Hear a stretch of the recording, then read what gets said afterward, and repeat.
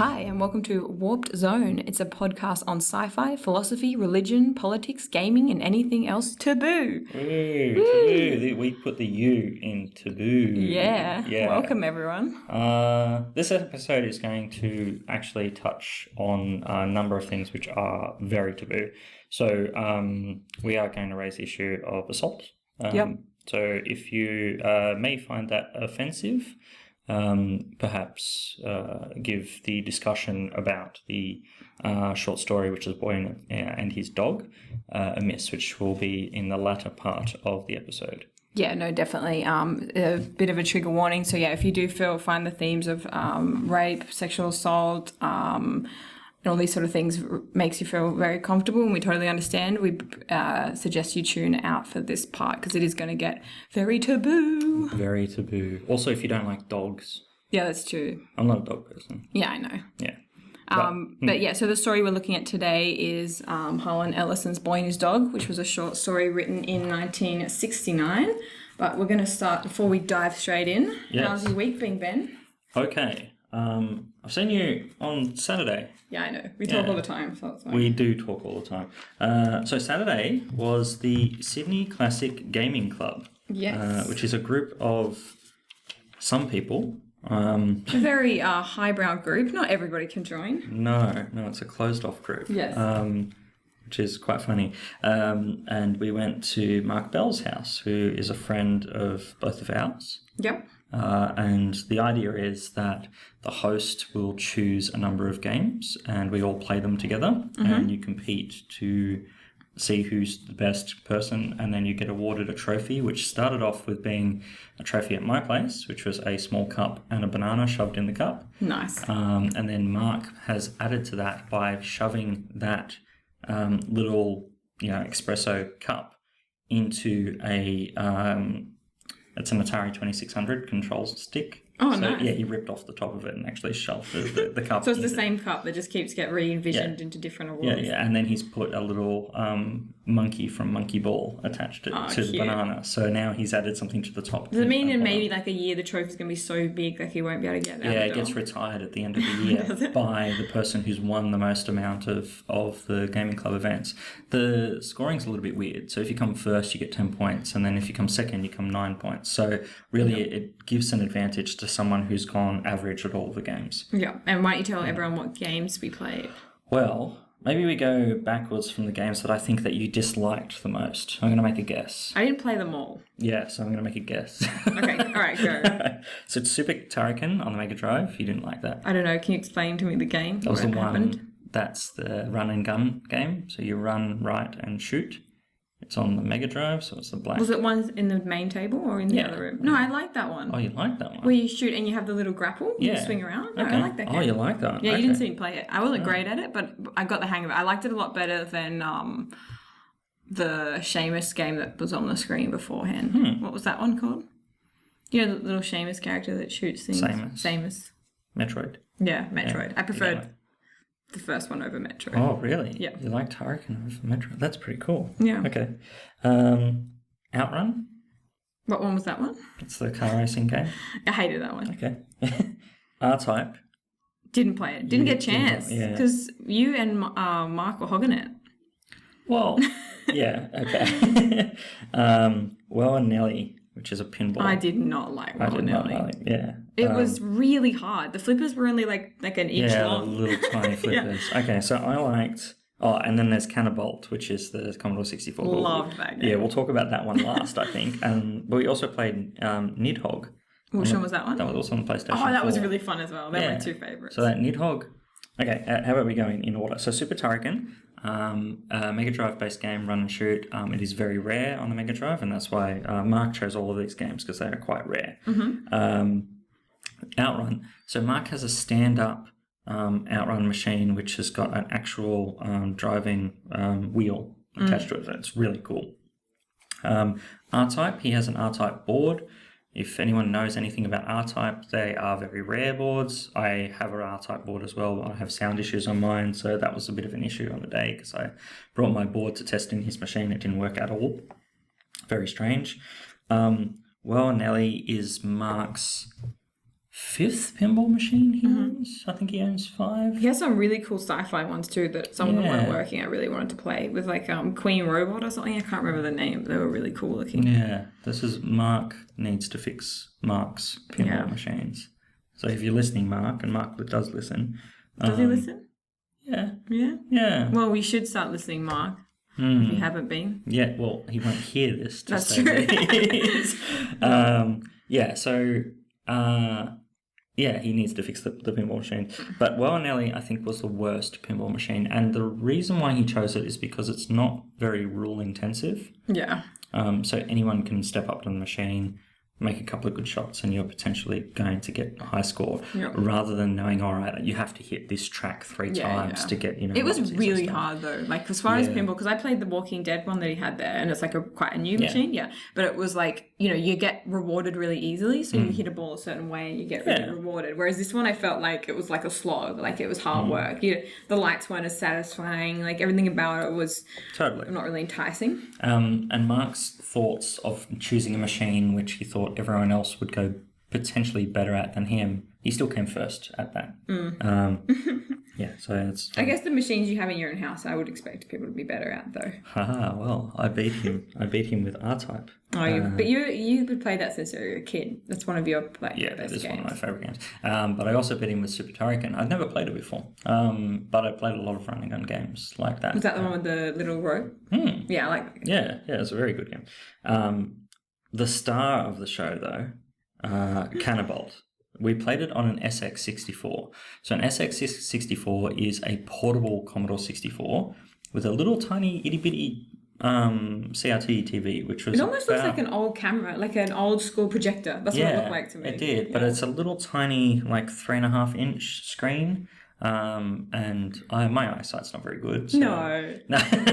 So when you show old people like a book or something, and then they kind of take their glasses off, they squint their hands, and they bring it right up close to their face, and then they pull back if they think that maybe a bit of distance will give them the sort of. I do that. Yeah, often. Ben did that, but with the game. So he was like inches from the screen. Yeah, it was. Old man Ben. But it's a fun game, yeah. Yeah, it's a great game. It's basically. You know the game on, is it the Google load screen where you're the dinosaur and you've got to jump over, like, while you're waiting for the screen, the offline screen, you have to jump over cactuses and things? Yes, it was like a version of that. Yeah, so it's a run and jump game, or I forget that they're called something, those running games. It's sort of like Flappy Bird. Yeah. Just single button game, where you're running right and you have to then jump over buildings and make your daring escape. And it's on the Commodore 64. It's a new game, so it was developed for the Commodore 64. There's life hacks which you can do to the game, so which is hitting certain elements to slow down. However, there's this, what is that big bomb thing? I thought they were aliens, but I think Tom thought they were like transporters or like some sort of technological like tower, phone towers. And it just blows up everything, and then your game's over as soon as you hit that. Yeah. Yeah. But they sort of drop down randomly, and then there's the small rooms because you think you got to keep jumping over everything, but after a certain time you realize that sometimes you have to just not jump. I don't know, it's hard. It's a really hard game, but it was really fun. I think it was really, really fun. It was addictive. Very addictive, very, very addictive. So that was quite fun, and that's what we did. We ate some pizza. Mark hosted it. Yeah, it was really great. Fun. There's lots of vegan options. They were really nice, Fiona and Mark, to cater for Tom and I. Yeah. So that was really good. John does the bookkeeping and getting together. So he does an actual bit of wrangling of getting people together there. Yeah. So it's very good that John's taken the time to do that. The next one is going to be on at the end of September at John's house. So that's going to be interesting to play there to see what choices John and I. It is no secret that we don't share the same like in video games. So we often joke about how bad or how the games he like are really bad. Arguably, they are pretty bad. We'll have to see. We'll see what he chooses. I'm interested to see because he likes the Mega CD. So he likes a lot of those games where, the really old CGI video. So just be like little video clips in the game, and then you have to press right or left at a certain point. And Okay, I don't know what you're talking about, but I'll have to check it out. So this is early CD technology they would film real life events. Really? And then put that into Oh my god, the game. like those weird videos when you're trying to learn how to drive and it's like, Yeah. like stimulating. Yeah. Those sort of things. Yeah. So this is what they thought the possible future of gaming is. Yeah. But there's only, a certain amount of things you can do in that space. But John really enjoys them because I think he likes the immersive storyline and stuff and elements to that.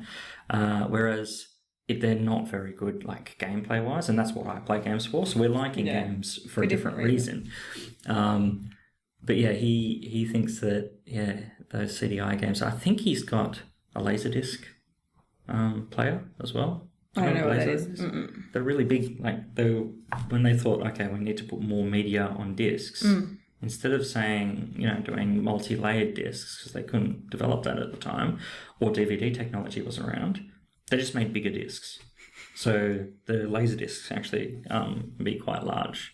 Nice. So he's got some pretty niche game collectible things. Yeah, he does have some stuff. And then he's got Sega stuff as well. So I think that's going to be cool to see his choice of games. Definitely. And it's fun because I'm not super into any of the games, but it's been fun anyway because it's nice like when you hang out with a big group of people to have things to do instead of just having to always have conversations. Yeah, and there was things going on at Mark's place in 2 rooms and people going in between and changing the conversation. And lots of snacks.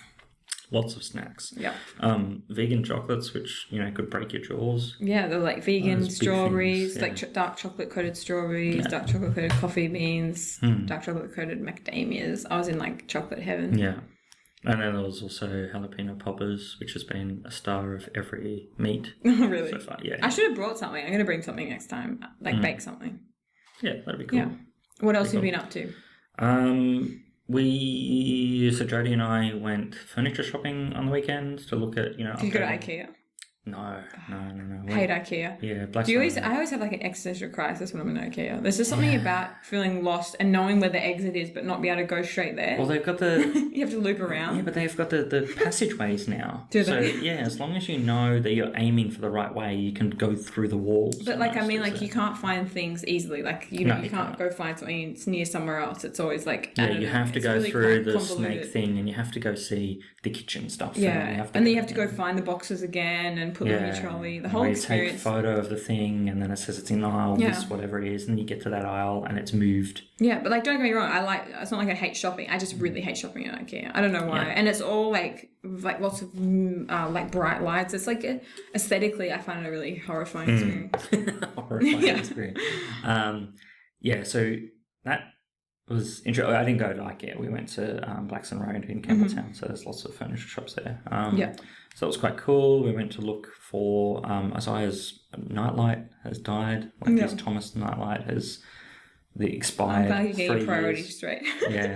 3 years of life, and it sort of died. So don't know what we're going to do about that. We went light shopping too, actually, but a little bit earlier in the week. Remember Tom doing his home electrics? That's right. Yeah. So I get a message on Thursday night. And Tara says, "Can I give you a call quick?" I'm like, "Yeah." And then you send me a picture, and it's all cables coming from your roof, and you're updating the light, and you. So what used to be there was a long fluorescent bar light, and when it died, we're like, we're not going to put another bar light up there. So what we first tried to do is put down lights because we have down lights everywhere else. So Tom bored holes in the ceiling, and then we realized there's only about an inch of space between the suspended ceiling and because we all had popcorn vermiculite ceiling before, so there wasn't enough space for down lights. So then you had to plug the holes back in. And then we decided to get a light for the middle. And then, all the wiring was really kind of confusing and he couldn't quite work it out. And he got electrocuted. And then, we'd turn the lights off at the switch, but the lights would stay on and start flickering. So you sent me a message saying the lights are strobing and it won't go off if you turn it off. I'm like, okay, that's bad because you've grounded the power to the wrong side of the light. So I was tech supporting, and I'm not an electrician, but I understand how simple circuits work and positive negative charges and hooking up grounding wires and such.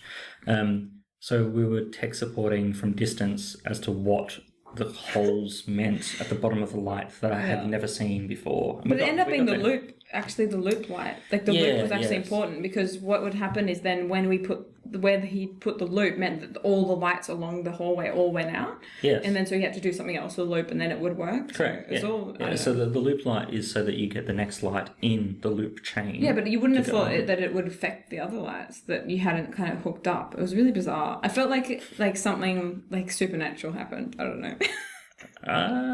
So what was happening? I don't know. Technical people, Tara and Tom were closing the circuit on the first light on the daisy chain, and then it wasn't actually going any further to the lights. Yes. Yeah. Or it was ghosts. I'm going to just... Well... I know it's about 50-50. I'm going to go with ghosts because it was too complicated for me to understand. But the highlight is we have a light now. Yes. That works. Yeah. And Tom only got electrocuted the one time.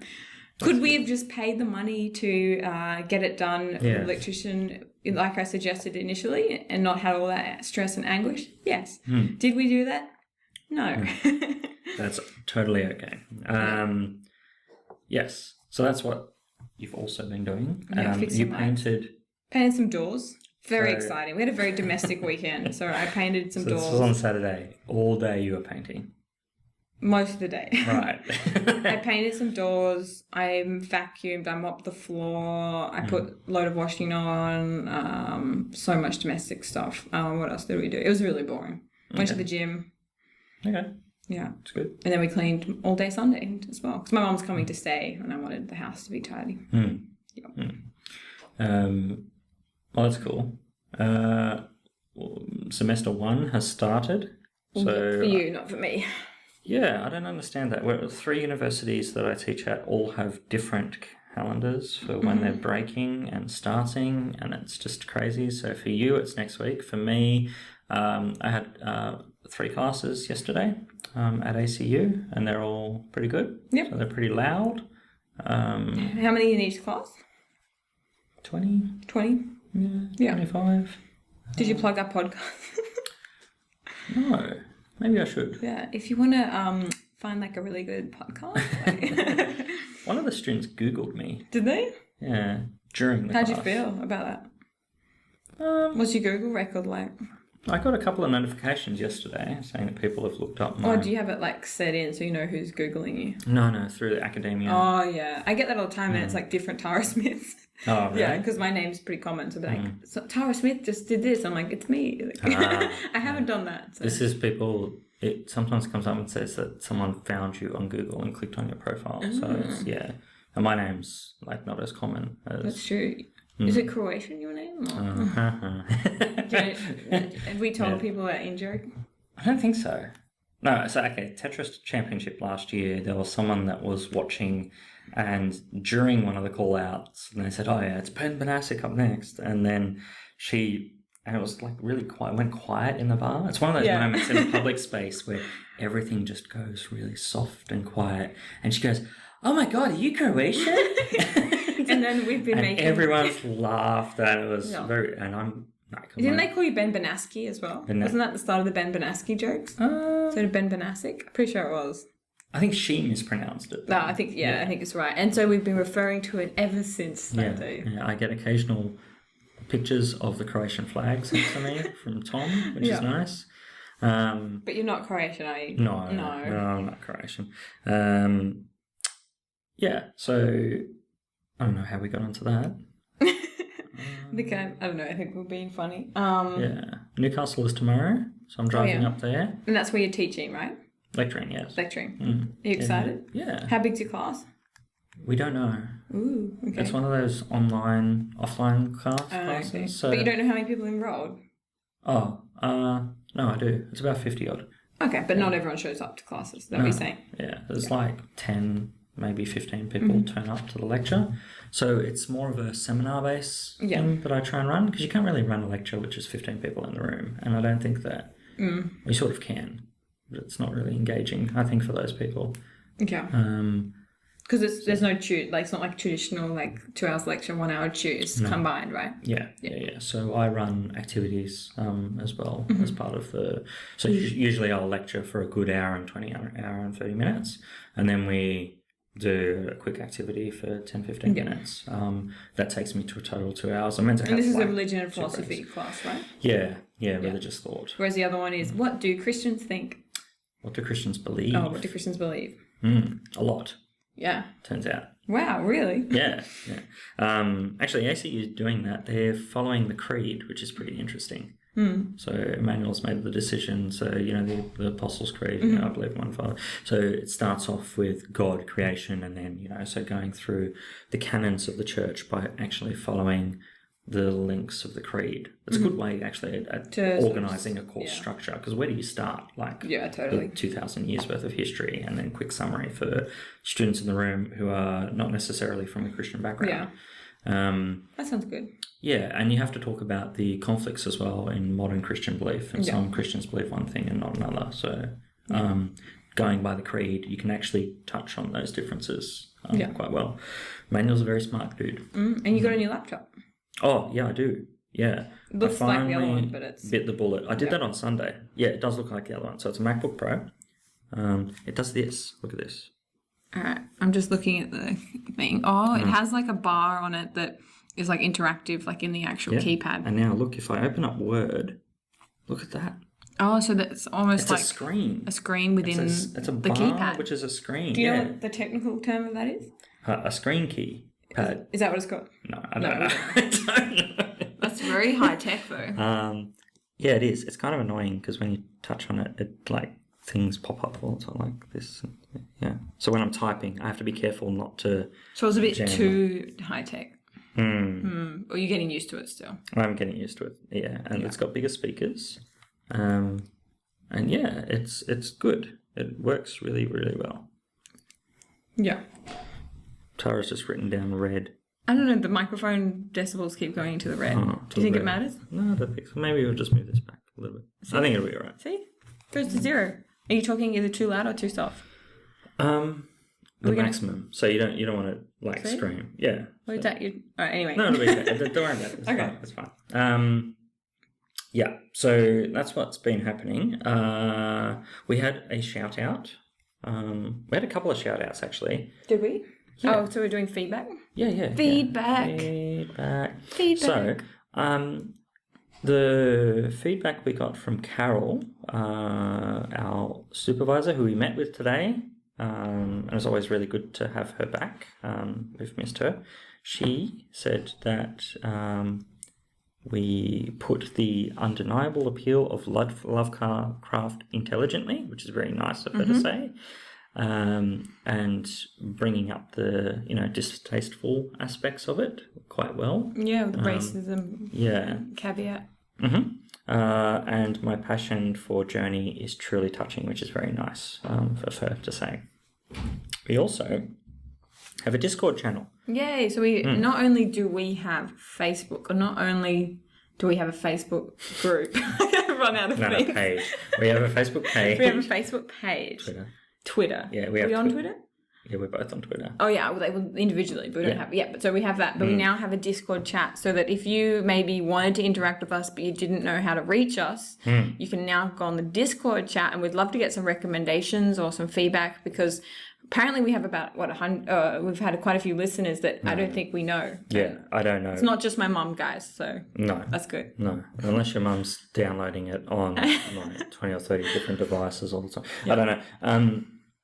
But we've got like the Gamer System podcast guys all joined. Mark's joined, which is really good to see. Someone called Aussie 1982. I don't know who that is. We don't know who that is. Please tell us who you are. And it's only a couple of hours old, so we've got like 7 people on there. Yeah, but please come chat with us. I'm new to Discord. I'm a Discord noob. I signed up today. Yeah. Yep. So if you don't know much about it, it's sort of like, I guess, a way to chat on forums, I guess, kind of like individual. I have no idea. Yeah, it's like a live forum basis. Yeah. And I've put a couple of text channels there for just general chat, episode suggestions, which has already had some suggestions, which is good to see. Mostly from Mark? Yeah, I actually like this suggestion, Flash Crowd by Larry Niven. Have you ever read anything by Larry Niven? Mm-mm. Oh, really? No. Oh. Well, that might be a next week, another in the future podcast. Yeah. So yeah, that's exciting. And then there's also a chat about the current episode as well. Yeah. So yeah, come say hello. We like feedback. Feedback is and good. we'll put the link to the Discord chat on the Anchor page, right? Yes, it will be attached to every single episode that we do, but it'll also be attached to the main section. So that will be up, which is really, really good. And that is... Oh, wait, we wanted an update on the box of basketball cards. That's right, yeah. I said it was going to update, and you said, no, it's been done. Well... There's been an update on the update? There has been an update on the update. What happened last time? So last time, you found the box. Yeah. And you were going to call that guy that night and tell him, the guy that's been coming up like a lost little, like, is it here? Yeah. All but like 3 of the boxes of cards are gone.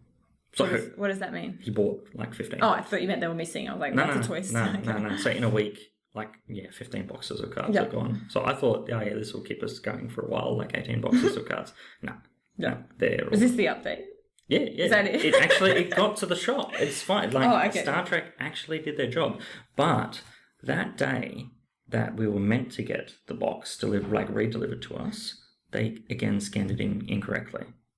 So what do you mean? Well, they partially scanned it in at the depot, and there were going to be boxes returned again to Melbourne. Did they put a new label on the new label that was on the label? They were going to do that, yeah, and I had to call them. It'd be like labelception, where there's so I needed to call them again and tell them, no, you need to deliver this, or I'm going to. Have you written a complaint? Screw you, sue you guys, not screw you guys, sue you guys. Ooh, that just got a bit kinky. I was very angry about it because... Have you made a complaint to the manager? Yeah. Oh, okay. Not much you can do. No. That's so shit, though. How incompetent. Yeah. If you guys are listening to Star Trek, not the game or not, the show. Not Next Generation. Not Next Generation. Not Picard or Kirk or everyone else. What are they, delivery company? Yeah, delivery company. Then pick up your game. They need to pick up their shit. They're absolutely shit house. So... So that's the box update that the cards are gone. The cards, the cards were going to go missing, but then the cards. But no, I mean they're gone as in they're selling and they have sold. By the produce of this, by tomorrow, I'm expecting them all to be gone now. Yeah, which is just crazy. Yeah, how many boxes of cards did you have? 18. 18, and how many cards are in a box? I don't know. Roughly. I think there's 10. No. Are they tiny? You know how they've got those tiny little thin cards? No. This is booster boxes. So this is like 36 packs generally, or 24 packs. Oh, so they're the boxes almost you'd grab and then put on the shelf, and people could get individual ones. So they want the whole box. Okay, correct. That's pretty intense. Yeah. So it's not just a little bit. I thought they were like, the little sleeves with just 3 or 4, 5 cards in it. Yeah, no. This is a few hundred cards. So people are eating them up. They are. They enjoy the basketball cards, and Pokemon and Yu-Gi-Oh and all the other cards. Cards are going crazy at the moment. I don't know, people are returning to cards, which is kind of cool. Nice. All right, I like cards. Should we do a little? I thought we could maybe play a little bit of before we lead in. Play a little bit of the theme tune from Boy and His Dog, the film. Sing the theme tune. Sing the theme tune. Yeah. Write the theme tune. So we're just gonna, if we can find it, we're gonna play that right now. A boy and his dog can go walking. A boy and his dog sometimes talk to each other. A boy and a dog can be happy sitting out in the woods on a log, but a dog knows his boy can go wrong. A boy and his dog. Okay, and that was the theme song to the film, A Boy and His Dog. And now I'm going to start off by giving a bit of background on Harlan Ellison. But before I do that, this is the point, guys. If you are worried about maybe some sensitive topics, would be the time to stop listening, because it's going to get pretty taboo. Pretty taboo? Yep. Yeah. So moving ahead. So Harlan Ellison is a writer. So he was born 1934, died in 2018. He's known for his new wave speculative fiction, which was a 60s and 70s movement, which was characterized by experimentation in both form and content. He's described, so Robert Bloch, who's the author of Psycho, described him as the only living organism I know whose natural habitat is hot water, which I think nicely sums up Ellison as an individual. He has over 1,700 published works. He wrote an episode of Star Trek, The City on the Edge of Forever. What? Yeah, he did an episode of Star Trek. Didn't know that? City on the Edge of Forever. Original Star Trek, yeah? Yep, pretty sure. I think that's the one with the guy that is a bit of a... I can't really remember. Maybe, yeah. Yeah, wow. And he's known for Boy and His Dog and I Have No Mouth and I Scream are some of his more famous ones. He was born to a Jewish family in Cleveland and he often ran away from home. And at 18, he was a tuna fisherman, crop picker, hired gun, cab driver, book salesman, etc., etc. He attended Ohio State University for 18 months and then was expelled for hitting his professor who didn't like his writing. And to pay him back for the next 20 years, every time he'd get something published, he'll send it in the mail to that professor that didn't believe in his writing. He served in the US Army for a period. This is another quite funny story. He was hired to be a writer for Walt Disney, but got fired when he was overheard wanting to make a porno with Disney characters. Wow. He was married 5 times, each relationship only lasting a few years. And one of his, I think his first relationship, he described as 4 years of hell as sustained as the whine of a generator. He once sent 213 bricks to a publisher, postage due, followed by a dead gopher. And he was constantly trying to sue people. And this is just another nice little quote, I think. This is how he describes his own work. My work is a foursquare for chaos. I spend my life personally and my work professionally keeping the soup boiling. Gadfly is what they call you when you're no longer a danger. I much prefer troublemaker, malcontent, desperado. My stories go out from here and raise hell. He also said that a critic of his said that he only wrote that to shock. And he smiled and said, precisely. So I think those sort of quotes really sum up Ellison as a character. He's a troll. He is a troll. He is purposely trying to push people's buttons. He's naturally in hot water. Like, this is sort of him as a person. So now that I've talked a little bit about Ellison, I'll just do a really quick summary of the story. Sure. Yep, and then we can have a discussion. So the story centers around Vic, who is a 15-year-old boy, and he was born in scavengers in a wasteland in southern or western United States. He has no parents or any education, and his companion is a telepathic dog named Blood. And they have sort of a mutual symbiotic relationship where Vic helps Blood eat, so he can open cans and that sort of stuff, and Blood teaches Vic how to read, his history, etc., and how to smell and track down women to rape as well. They steal for a living, and at a movie house follow a woman named Quilla June Holmes into an abandoned YMCA, a teenage girl from Down Under, which is a society in an underground vault. And before Vic can have his way with her, a rover pack, which is like a gang, attack them so that they hide in a boiler. They have sex a lot of times. And then Quilla June attacks him, knocks him out, and leaves her security card for him to find. He finds a security card, and then he goes on an adventure down under to try and get revenge. And the Down Under is sort of a surreal mockery of suburban sort of 1950s rural innocence. And soon Vic realizes that Quilla was trapped to lure him down so he can procreate as the population is becoming sterile. So he decides to escape and misses his freedom. And then Quilla decides to come, and Quilla seduces her father so Vic can kill him, and they escape with her shooting her mom in the head on the way out. And once they're at the surface, should we do the ending bit now or should we wait? Because it's a pretty big ending. No, yeah. Yeah, and then the ending, so basically Blood, I missed this part out. Blood, when Vic had gone down under, had waited by the door. And when he comes out, Blood's sort of starving and really hungry. And basically Vic decides he has a choice. He can either, so they can't go back into the city because the rover pack that attacked them knows where they are. So he has a choice. He can't go in and forage. And he can either leave with Quilla and leave Blood there, or he decides to kill Quilla and feed him to Blood so Blood can have nourishment and they can leave together. Yep, so that is the very bleak world of Boy and His Dog. Yes. So, the Tara's had some apprehension as to what I would think about the story, because you asked me what I thought about it, and I didn't answer whether I liked it or I didn't. Yeah. Okay, so I'll go on the positive first. I like the world that Harlan has painted, and I can see that there are very strong influences that follow forth from this. So this has been written in, 1969? That's correct. All right, so just 4 or 5 years later, you have Planet of the Apes, and this element of two very smart dogs then, being the first of giving thought or giving language to other later dogs is touched upon very early in the story. However, and I like the elements that you said that Fallout has been influenced quite a lot from Harlan's world that he's portraying in this story. And I can see that. There is this post-apocalyptic world that he's trying to portray.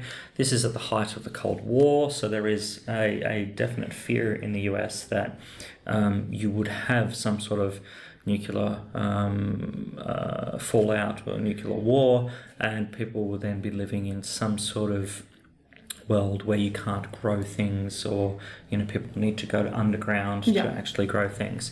There are other post-apocalyptic worlds which I don't think are written as well. Once when the war began, for example, I'm not a fan of. Yeah, no, you're not a fan. I do not like that book at all because of the blatant racism of towards Chinese, Japanese people. In this book, in this short story rather, there is some racism. So there is references to smell of chink, for example. I don't like that element. But what I found personally most difficult is the element of rape, and not that I want to avoid reading something like that in a short story, because that is a real world thing that happens. I think that we, like in a podcast like this, we are touching on taboo topics, so we shouldn't be afraid of talking about these sort of things. I just found there are some elements of the story of the his companion, the woman, who is just unbelievable. Now, I don't mean that there are elements of this story that should always be believable. It's about a freaking talking dog. Yeah, right. It's but I think that he's sleeping. He's raped her, and then he says, "Okay, she's enjoyed it," and that's his thoughts of it. They then go underground, and then she decides to leave with him. And kill the parents, and I just don't think that there's just a part of the story that's missing. And I'm not quite getting it. So and we mentioned this briefly last night when we were speaking. What I think has happened here is that Harlan has decided what the ending is. The gotcha moment of, the boy loves his dog. And the story is named this for this reason. I think that the whole premise of the story and everything that happens from the first, stanza to the last is pushing towards that end. And where he ultimately chooses blood over Quilla. And how do we get to this point, and how will we have a number of twists and turns? And there are some good twists and turns, when he gets knocked out in the boiler and wakes up and finds the ID and, decides what to do at that point. That's pretty interesting. Why the dog can't go underground, I think he's too he decides that he doesn't want to. He doesn't support Vic going down there because he says you'll just get killed, because they don't normally like having people from the upground coming down. Oh, so he just refuses. And because they have that big debate before they go down. He's like, you're losing your mind. Like, because there's a sort of throughout, blood acts as the conscious and like the rational. Blood's the smart one. Blood's the well, in saying that, blood sort of pushes Vic to do the raping and find the woman, and I think it's out of necessity, otherwise he can't eat, so blood can't open the can, so they've really formed like a companionship to try and survive in this kind of horrendous society. And what I find interesting is you don't realize like fully, but he's only 15, so he's had no parents. He's been raised basically by a dog in a society where resources are super scarce. There's very few women, and the women that are around are either raped or they're so masculine that, because there's I think at the film house there's like a description of a woman that's like super tough, and like you wouldn't have she has knives and stuff. So there's not actually many women at all on the top, and they explain that is that a lot of women died like during the sort of fall of civilization. So what was also interesting is that there was a graphic novel where the story kind of continued. So there was, yeah, so I wrote a bit about it. So the graphic novel called Vic and Blood by Richard Corbin. But before I mention that, so basically the film came out in 1975 and it was directed by L.Q. Jones. And it was accused of being more misogynist than the original story. And even Ellison condemned it. He said, well, I'd say certainly had... Oh, no, so this is the weird ending. So in Boy and His Dog and the Story, it ends with him saying, I don't really know, is it Quilla Jane or Quilla June keeps saying, do you know what love is? Do you know what love is? And it's sort of like, oh, I don't know. And the sort of like big ending is like, I know what love is. Love is between a boy and his dog. And that's the final line. But in the movie, the line is while the blood is eating her, she says, well, I'd say she certainly had... I can't even read my marvelous judgment, Albert, if not particularly good taste. So that's the final ending of the film. So it's sort of like a pun, like, oh, she has particularly good taste as he's eating her. So this was the line. And so Ellison said that it was a moronic, hateful, chauvinistic last line. So he actually really hated it. And then so because he sort of hated the movie so much, it sort of spurred him on to write this graphic novel with an illustrator called Richard Corbin. And so basically Vic has all these guilt hallucinations about what he did to Quilla and eventually gets killed by a giant spider and Blood is left to fend for himself. And so Ellison said he did this with two reasons. One, he was angry with the way that L.Q. Jones ended the film and also to finish off the story because people kept asking him, like, what's going to happen with Blood and what's going to happen with Boy and His Dog. So he's sort of, to me, he's seen that the book can be interpreted a certain way. He saw the film adaptation spin it even further that direction with this kind of corny line being like, oh, she had really good taste, ha ha ha. And has tried to sort of have a bit of guilt and try and flesh that out. So I think... like it might not come fully across, but I don't think Ellison wanted this to be like a super misogynistic text. Whether it is or not is another question, but I don't think he intended it to be. Yeah. No, look, not sure. I think he's trying to mask certain things in the book, and he's trying to portray the. It's not a hero. Vic is not a hero in the book, and he's not. But he's the star. Yeah. He's trying to portray him to do certain things, but he drops lines in there, and this is not said by Vic, but this is just one line. You know, she was one come up after all. She was one what? Come up. C-U-M-U-P. Yeah, but it's all narrated from his perspective, even if it's not spoken. But this is not. This is like internal thought, so it's not actually voiced by the author. It's not even voiced by the character. This is just within the paragraph structure. So I think But he doesn't normally write like this in his other stories. No, this is a narrative device to make it sound like it's in that period. Absolutely. Yeah, it's trying to portray it as to the period. And I just think that there's a lot of problems with how the world is being portrayed, which I can't see. I don't know. I just can't seem to see past that. What do you mean? Okay, so you've got a war that's happened. Yeah. Within the last generation. Yeah. And then you have all of these kids living on the surface, some in groups, some individually, with talking dogs. Yeah, in big gangs that have monopolies over certain areas. And they're finding women and raping them. Yeah.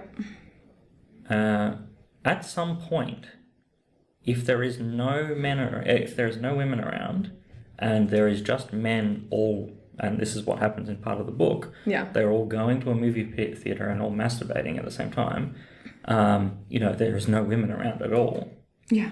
Society is not going to keep procreating. Yeah, I think that's the point. Yeah. Right? I think he purposely has two societies that have ultimate dead ends. So he's not saying that the top is better and the bottom is worse. He's saying these are two alternate tracks that we could be on, which both have a terrible outcome. So think about it. Like, because you sort of really think, well, maybe he's saying that the top world's better than the bottom world, but they can't procreate. There's no food. They're in gangs, and each gang owns certain areas of the place. Like, he is stupid. He can't. He had to breed and learn everything from a dog, which is a complete reversal of beast and human. Yeah. So I don't think he's saying that this is the hero and this is this. I don't think he's saying that at all. I think he's saying this is what happened if our masculine and like boys, let's be boys kind of thing, kind of Lord of the Flies taken to like its animalistic, most bestial form. So I think that's what that represents. And then what the bottom represents is what is the most like trim and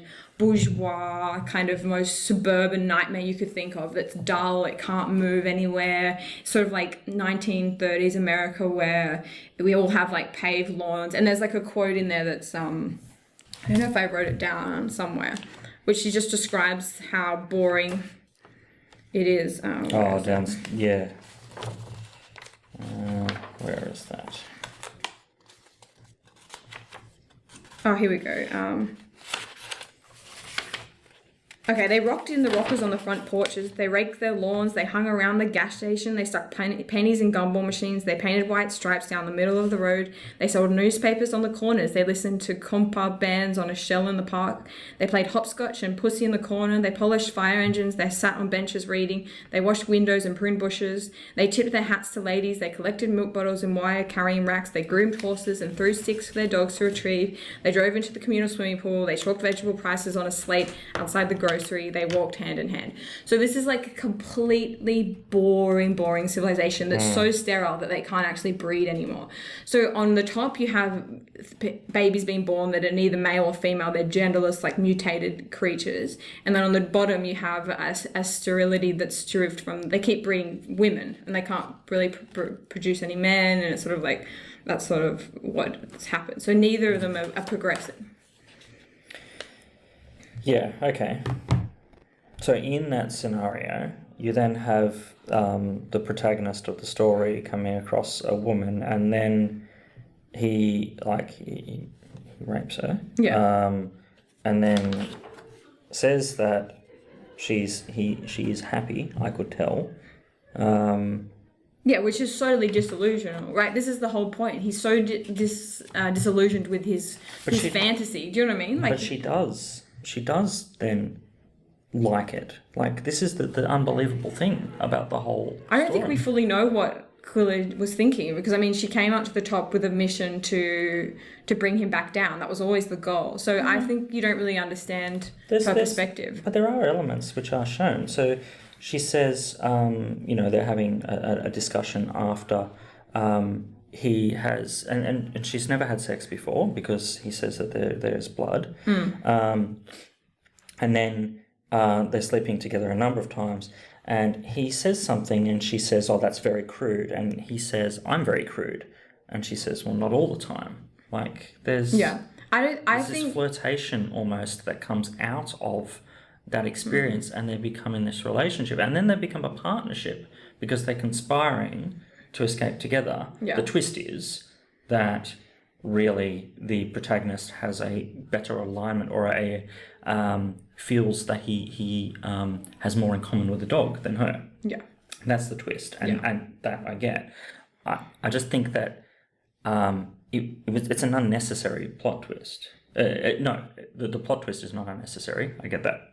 It is unnecessary components to the story, and it's put in there, I think, for what Ellison is like as a character and a person. And this is what I think is actually good about us talking about this story, following on from last week, because we spoke about Lovecraft and about his racism and whether you can rescue stories from having these elements inside them or not. Now, with Lovecraft, he purposely went out in his life and he's writing racist things for that period of time. Ellison is a lot later. But Ellison admits that he acts to shock. There was that story that we found where he said that he knows someone that could, knock someone off and kill someone else in a panel. And he's done that to shock, obviously, the panel and everyone, and he was called out on it. I think that he's made that as part of this story. He's shown that his trolling nature, if I put it in that modern term, he's actually portraying that in the story, and I'm just not comfortable with that. And I think that's what's blocking me from saying that this is a wonderful story or, you know, an amazing story. Because I think that it does have the elements there. I just think that you can't look past the... that there's just some... And like I said at the beginning, I don't think... It's not the act. I don't think that there should be anything that shouldn't be written about. Yeah. You know, if we're going to talk about taboo topics, Marquis de Sade or something like that, where the levels of sexual extremity are actually explored on the page, and that's for a context. I understand that, why that's written for that period of time, and I get that. This part of it seems unnecessary in this story because it's breaking away from what I think is the gems of the story, if you like. I know what you're saying. I don't think he intended this story to be particularly misogynistic, other than being a plot. I think he uses a literary device. He puts in a lot of sort of hatred towards women and this sort of transactional relationship and all these sort of themes on purpose to sort of say, look how brutal and horrifying the top world is. It is not much better than... But in saying that, I don't think she's a very fleshed out character in any sense of the word. I think she sort of does things without any sort of interest, and I don't think that Ellison writes particularly interesting female characters at all. No, I've only read a few stories, but I don't think he's been in 4 or 5 different marriages. I don't think he fully understands women. I think that comes across in the story. Actually, yeah, he said that in that interview, didn't he? He's been with his wife for 30 odd years or something, but it's his... No, 4 years. He's never been in a relationship longer than 4 years. He's had 5, I think he's been married 5 times, and each relationship really lasted a few years. Really? Yeah. Oh, okay. Well, that's something different. Yeah. So what I'm trying to say is that I think the story has merit, and I think that he's purposely kind of amped up all those sort of misogyny levels to try and create 2 alternate realities of where our future could go if the world was destroyed, and he's critiquing them both. But on top of that, his own sort of probably inability to fully understand women and to write well fleshed out characters has snuck in there.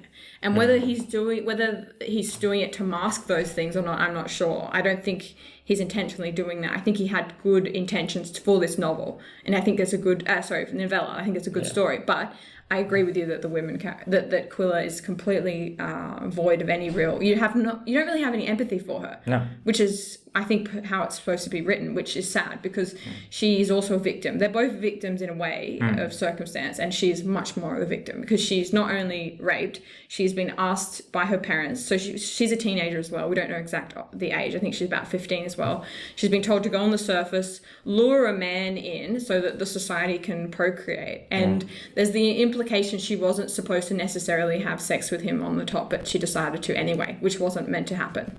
So there's all those elements happening at the same time.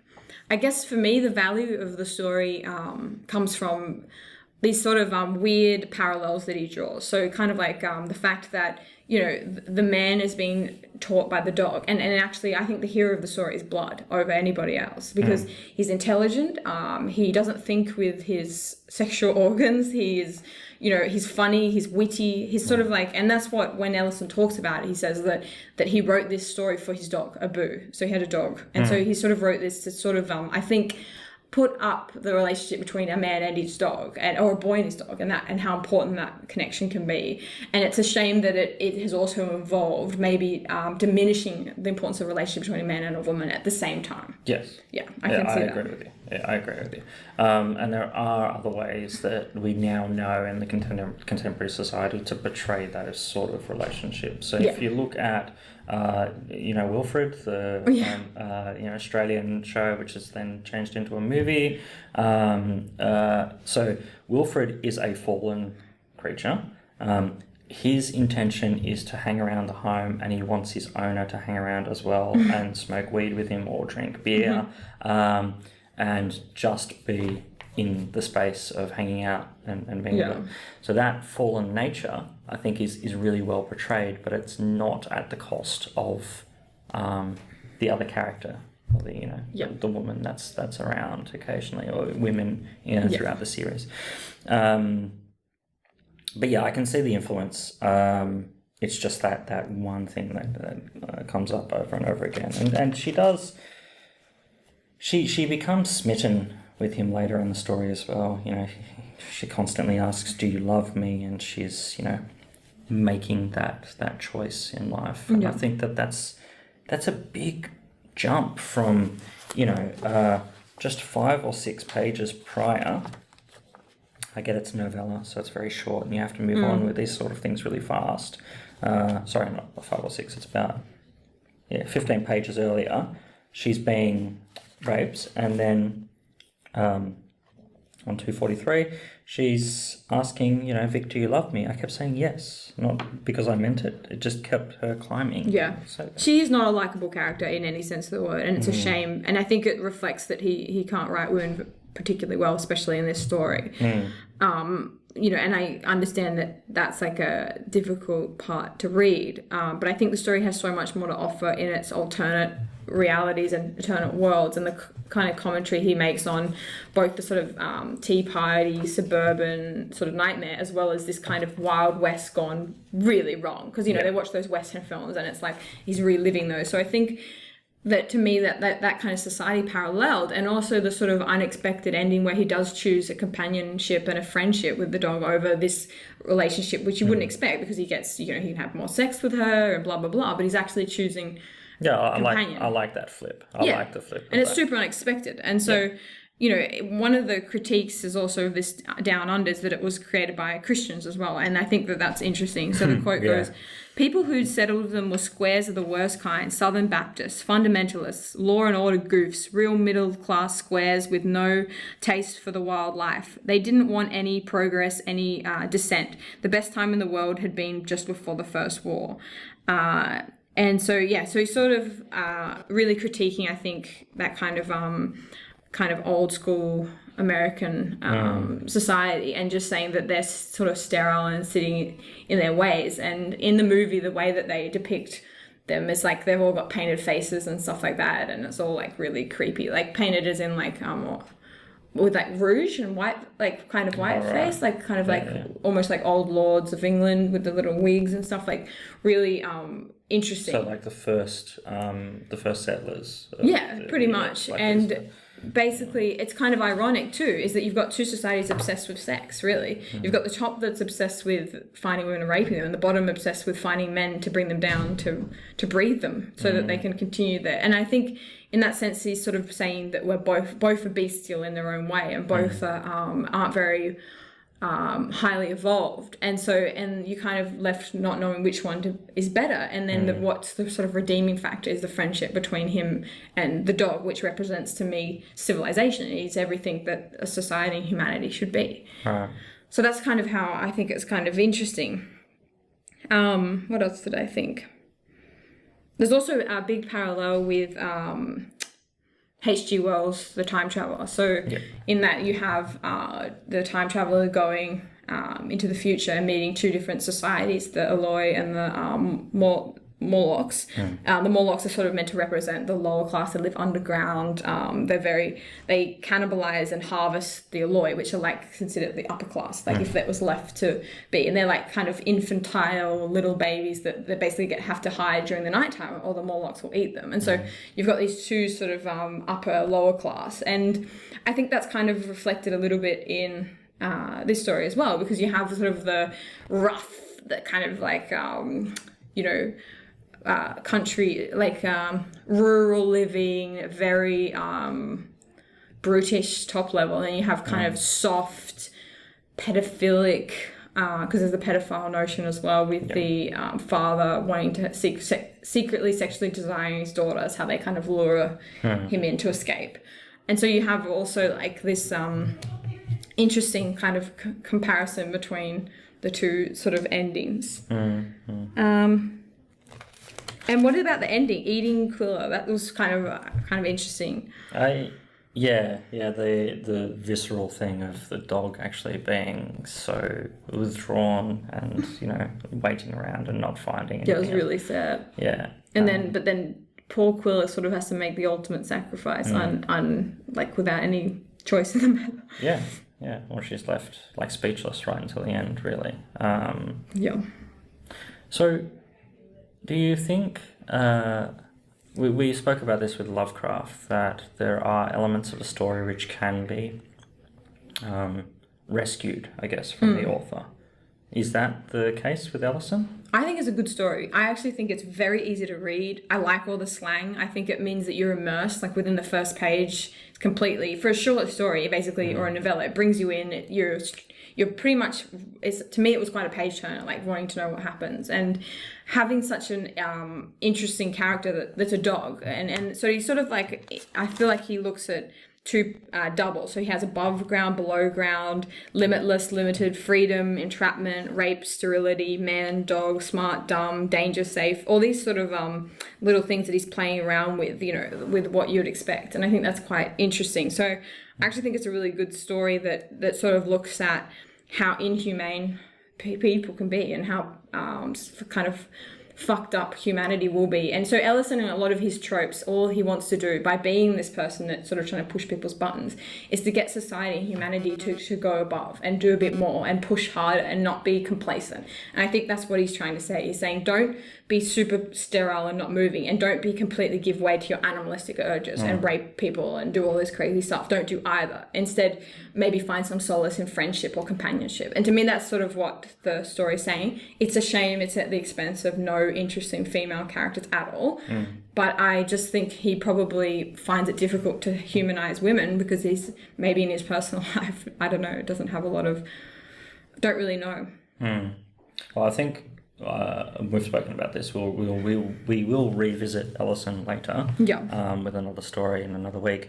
But I think the falling character of the woman and the unbelievable aspect of that scene, and then moving on, like saying that someone is going to enjoy it after the initial sexual act, and then being smitten at that point is just completely unbelievable.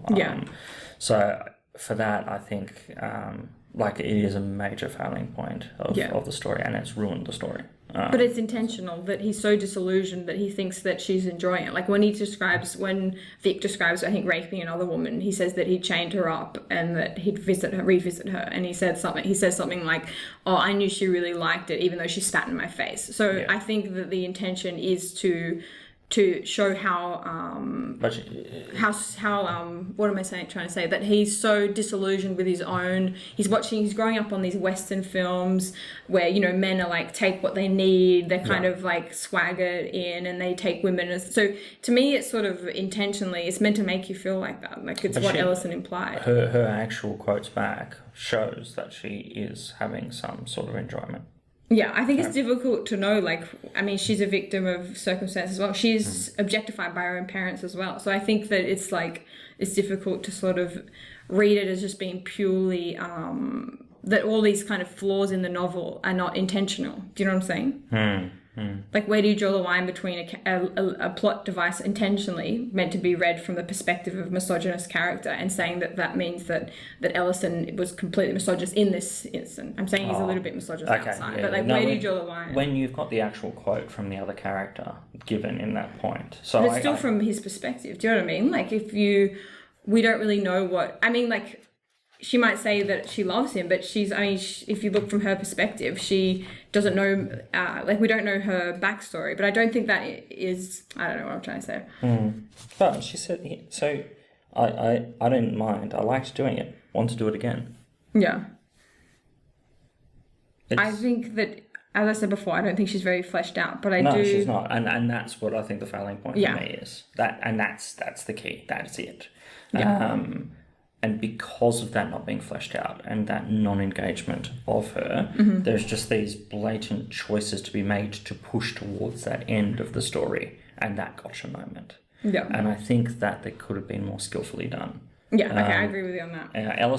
He's a prolific writer. He knows what he's doing. And I think that either he was lazy in this point or he's made some assumptions as to what would be felt in that experience, which is pretty bad if he thought that was the case. Yeah. Either way, it's not good for him. You know, Ellison's it's not and because of that, I had difficulties with it. But I do think that there are some redeemable elements to the story for sure. And I, like I said to you, I like the twists. I like there's a number of twists through the story, and it's quite short. But there's just that one major element. That I know what you're saying. I guess I'm trying to explain that I think that he's intentionally made even those moments where aren't directly from Vic, that the whole story reads as quite being misogynistic. An aspect of it is intentional to make you feel like this is his sort of society. This is the sort of perspective he has, not necessarily to do that. But in saying that, he could have made her have some sort of reasons behind the things she does. You have no understanding of why she decides to go with him. It's sort of that big backflip suddenly, why she, there could have been some revelation at the end of her not liking her father or something that, you know. And I think his graphic novel where he has all these guilt-ridden visions is probably a way to try and find some sort of redemption in that portrayal. I'll leave on a quote of Ellison's quote on the story. So, people seem blissfully unaware of history and what happens after a decimating war in which food, weapons, shelter, and women become valuable chattel. I show my real attitude towards the matters by making Vic little more than a beast, while blood represents culture, wit, intellect, savvy, and civilization at its best. So that to me is him saying that he's done this partially intentionally to represent this, and that this is what could happen in the future when, you know, because I think people idolize this end of the world, and you have preppers and all this sort of stuff getting weapons and things like that. But there is no doubt that for certain people, and particularly women and children, it would not be a fantasy where this is would be a good thing. I don't think humanity would necessarily protect men and women. I think that a lot of it would resort to stealing, raping, pillaging. I mean, you look at any sort of stories in history, and this is the sort of thing that happens. If you take away people's food and shelter, people become savage. Oh, yeah, that's a very old saying. You know, civilization is only 3 ways away from revolution. Yeah. Because, you know, food, water last 3 days. Right, so this isn't going to be some like Western or like some kind of idolized state where we're all working together as a community to survive in this shitty situation. I think it would be people taking things off other people. I don't think it would be positive. So I think totally. That's what he's trying to say. And I agree with you. And in that regard, absolutely. And in the post-apocalyptic world, I think it is good to portray it in that regard. Have you read On the Road is it John McCormack? Oh, I thought you were going to say Jack Kerouac, but no, that's... Oh, wait, The Road, it's called. The Road. Yeah.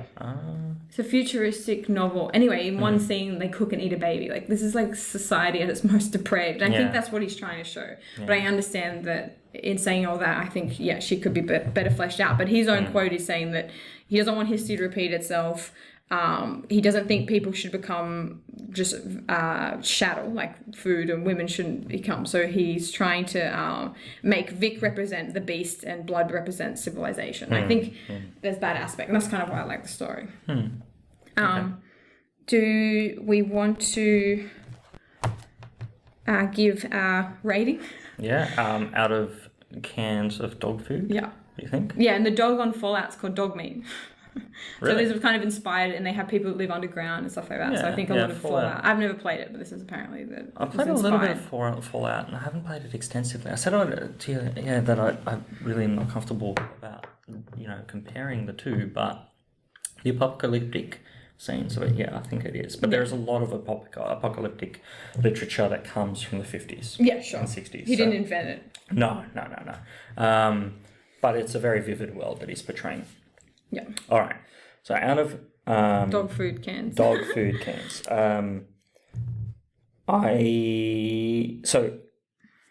think there are redeemable factors to the story. Yeah. Have I swayed you at all? My persuasiveness. A little. Yeah. Yeah. I was wondering whether I should just refuse rating because it's like I can't get past that point. But I think that it deserves a rating because of the redeemable factors of it. But I think, I've said it at length, that the aspect of the woman not being fleshed out, that character not being fleshed out, the understanding of how Vic acts and feels at certain times as well, I think could be expanded further. I wanted to hear more from the dog. Yeah, as well. Like when I started reading it, I was envisaging Wilfred, Yeah. hanging out, and I know that he's a dude in a dog suit, but that's sort of how can you imagine a dog really talking? So yeah, I think that there are redeemable factors. It's going to be harsh, so I'm sorry. So maybe 4 out of 10 cans of dog food, and it's because of that character. If that character was further fleshed out, or if there was only a couple of lines that said that she came from an abusive household or something like that, and it would have actually then gone, oh, okay, that makes sense now. Yeah. You're looking at 8 or 9. Yeah. It was it really soured the reading experience for you. Yeah, and because it came up and it was a major point in the story, I think that's what my issue with it is. But in saying that, the redeemable factors of the flips in the narrative and the world that's being portrayed, I actually really enjoy those elements. No, I totally respect that. And I think that the novella would have been more interesting if she had a backstory and she had learnt why she was doing things a certain way. And it's difficult to tell where all the sort of how the author has, impacted the story in the way of the misogyny, like where does it sort of his ideas and the book's ideas and the perspective of the character who's misogynistic, how do they all interact and what's leading what is quite difficult to untangle. But to me, the reason I like it so much is that it's sort of choosing friendship and companionship with someone. Well, friendship really between him and his dog. They're not going to have sex together. Like, do you know what I mean? It's completely a friendship that he chose that after, and the loyalty of the dog and having the long time they've spent together. That was more important to him than what he could get for the quick gratification in the relationship he had with Quilla. It's unfortunate that's at the expense of her. Like, I do think that. But I think that factor teamed with this sort of very dark look at society with 2 different paralleling extremes is really quite captivating. And what I like so much about the story is, I love dogs. So to me, it was like, it's a character that was just superhuman and sort of loving and all these sort of positive qualities, which you wouldn't expect necessarily from a dog. You normally expect those qualities to be human. I mean, you do, but you know what I mean? So to me, I'm going to give it 8 out of 10. I would have given it 10 out of 10 if Quilla had been more fleshed out. I agree with you completely on that. Cool. And what are we going to do next week? Oh, next week. And it's not as intense next week, we promise. No. Next week we are going to go to an alien world which features 2 aliens, but that alien world is actually Earth. So this is Toe Jam and Earl, and we are going to talk about the first game, the most recent game, which is also called Toe Jam and Earl, and probably the second game as well. It is designed by Greg Johnson, so it was a game that originally came out for the Mega Drive. It also has had a more recent re-release. It is a multiplayer game, so you can play together with people or you can play on your own, and I'm very much enjoying playing it with my family, and I hope that you enjoy it too. Great. We'll tune Possibly not. We'll see. Tune in next week, and we will. And please join us in our Discord chat. Or contact us via Twitter, email, and Facebook, and the Facebook group. The Discord chat, as we said at the beginning of the episode, it is going off. We're gonna try and struggle actually to keep up with it. I think. Oh, you think so? Yeah, I think so. It's gone viral. There's people that talk. Yeah. We'd love to hear from you. iTunes reviews obviously help, along with all of the other podcast things where you can listen to us on. Yeah. Rate us. Definitely. And have a nice week, everyone. We'll tune in next week. Thanks. Bye. Bye.